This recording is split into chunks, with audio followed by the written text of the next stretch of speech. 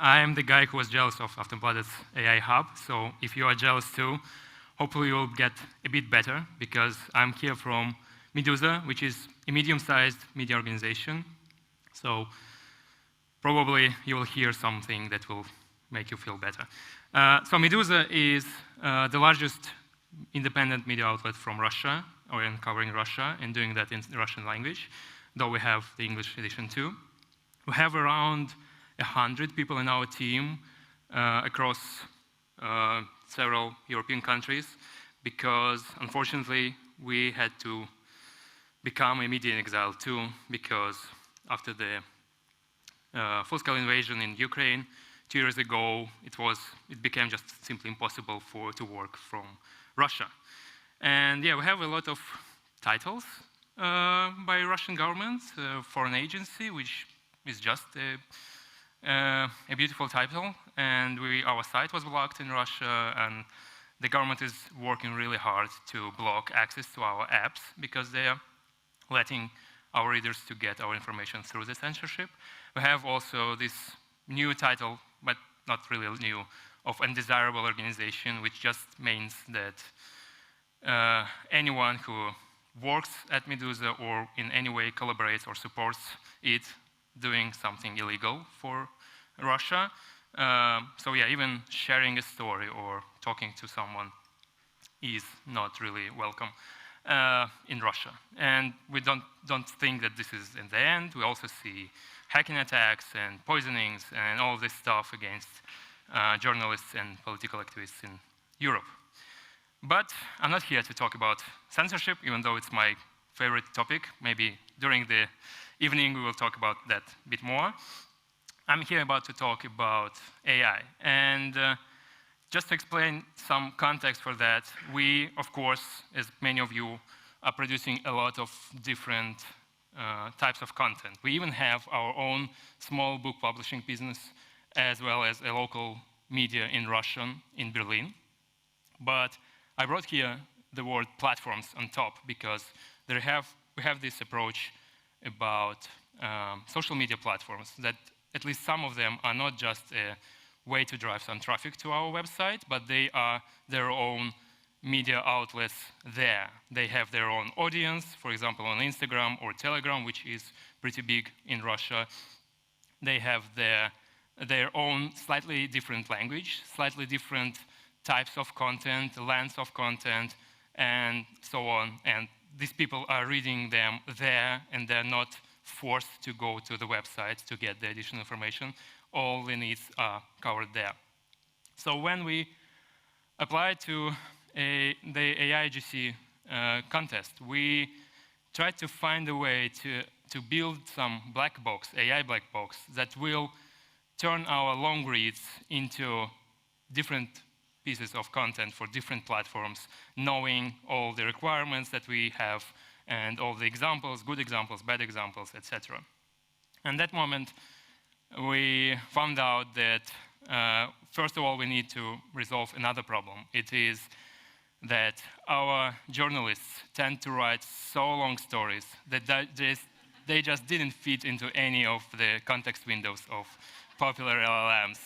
And context window, if you don't know, it's like amount of memory that the LLM has. So not even mentioning the request you need to write and prompt you need to write and add some examples, you just cannot fit your story into it. So how can you summarize it? So we spent some time trying to find pretty novel ways to slice our stories in several chunks and get some factual information out of that, and then get some basic information about the story, and then feed that into that black box, and then tell it in really extensive way what to do with this content to produce something that we're expecting for. And then, after we did this, and I should mention that after we worked on this project, OpenAI significantly extended the context window length. So it's now a less problem, but even now, not every our story fits into the extended context window. So we still need this, and we believe that extracting some bits of information in addition to the original story may help the AI to not to hallucinate so much. But then we found out the second problem, which is the language barrier, because we are publishing in Russian, and we have some internal standards. And I was really surprised when I saw that you had no problems with Swedish language or Danish, because we had a lot of problems. Our, like OpenAI's or other LLMs, Russian language capabilities are fine for some basic usage, but when you start rising the bar, you feel that it's not enough. So we spent another several weeks trying to explain to it how to write as we would like it to write, and giving some good examples, bad examples, and so our prompts started growing again. And at this moment, you might ask, why can't you just use some Russian language LLM? And there are indeed at least two very popular large language models in Russia, produced by Russian tech companies, Yandex and Sber. But there was one problem. Even before we got to the language story, we tested it on different, not even corner cases, but different cases. And we found out that these models are not really ready to discuss a lot of topics like politics and Ukraine and Russian politician figures. That's a large chunk of our journalism right now, so we just cannot rely on that, not even talking about safety, because it will just, in the best case, will just not respond, and in the worst case, it sometimes tells you, hey, if you will continue asking me these questions, I will stop responding to you at all. So it's a bit scary, and we can understand them, because the developers of some image generators had some trouble and were summoned by a prosecutor because their LLMs were producing something bad for the Russian government. I also want to mention a small challenge that we had, and probably you will see these challenges in your work too. When we tried to generate images for our stories, we found out that, of course, we are using AI when we cannot find photos or illustrations for that topic.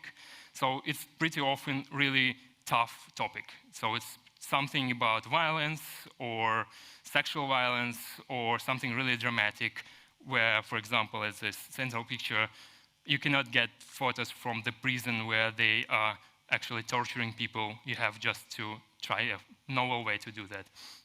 So there, our journalists now, actually our designers, have to really heavily work with prompting to avoid this safeguarding by the popular image generators, just to get the images they need for the illustration purposes on that stories. And to end my short presentation, I believe into this really hard because, we're talking about a lot of exciting ways to use AI, but I think for the most of our colleagues, as boring and as narrow is the task, is as better. Because we can do summarization, and we're still working on that, and we are offering them an opportunity to save some time. But it worked much better when I just told them that they can use this tool to get transcriptions of the interviews, and they even developed a new ways to use this tool, for example, to automatically translate videos from Russian to English to produce for Meduza in English. Or that you can use an AI tool for getting a transcript of a name of some person in some non-English language to the Russian language, because it's a tough topic to find the right letters, and you usually are just Googling that name and you get some results and some not. ChatGPT works pretty well with those tasks. So as boring as it goes with the task, probably it would be working better than just explaining as excitement or your excitement to your colleagues. Thank you. Meduza relies heavily on donations, so I was asked to put this QR code here. You're welcome to support us, and